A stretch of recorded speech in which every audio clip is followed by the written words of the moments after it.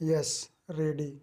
सभापति महोदय, हम यह समझें कि किसी तरह का चीन का दबाव इस सरकार पर पड़ रहा है, जिसने सरकार के सोचने के ढंग में परिवर्तन कर दिया है।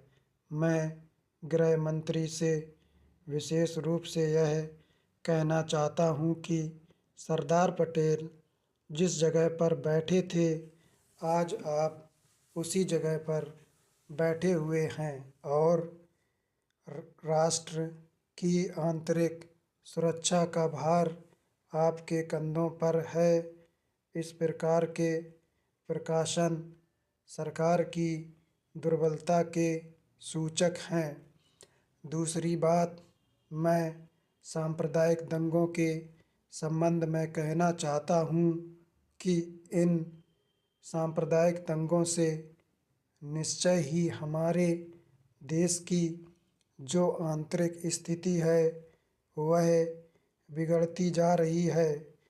दुनिया के दूसरे देशों में हमारा देश बदनाम हो रहा है। सबसे पहले मैं गृह मंत्री महोदय से कहना चाहता हूँ कि अब जितने सांप्रदायिक दंगे हमारे देश में स्वतंत्रता के बाद हुए, गृह मंत्रालय इस बात की जानकारी ले कि इनका प्रारंभ कहाँ से होता है और कौन उनको प्रारंभ करता है। अगर इस देश का बहुमत उनको प्रारंभ करता है, तब तो मेरा कहना यह है कि बड़ी कड़ाई के साथ उन पर काबू किया जाना चाहिए।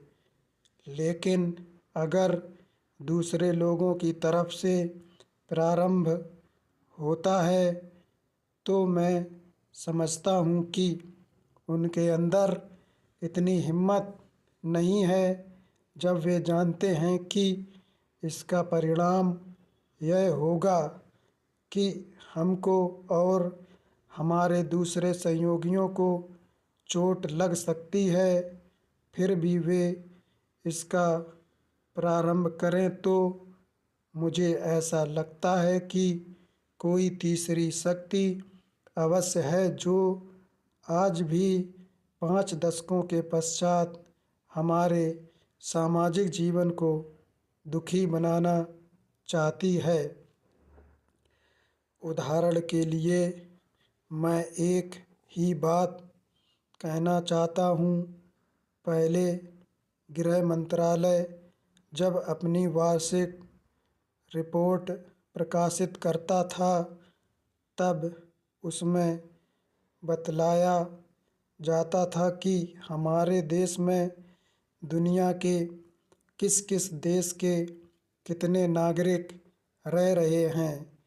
लेकिन अब शायद जानबूझकर गृह मंत्रालय ने अपनी कमी को छिपाने के लिए इन आंकड़ों को देना बंद कर दिया है।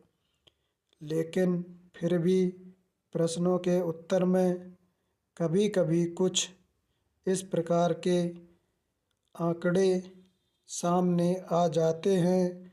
अभी हाल में जब यहाँ पूछा गया कि हमारे देश में पाकिस्तान के कितने नागरिक ऐसे हैं जो पासपोर्ट लेकर रह रहे हैं, तब उत्तर में सरकार ने बतलाया कि इस समय पासपोर्ट के आधार पर भारत में रह रहे पाकिस्तानी नागरिकों की संख्या लगभग 217,000 है।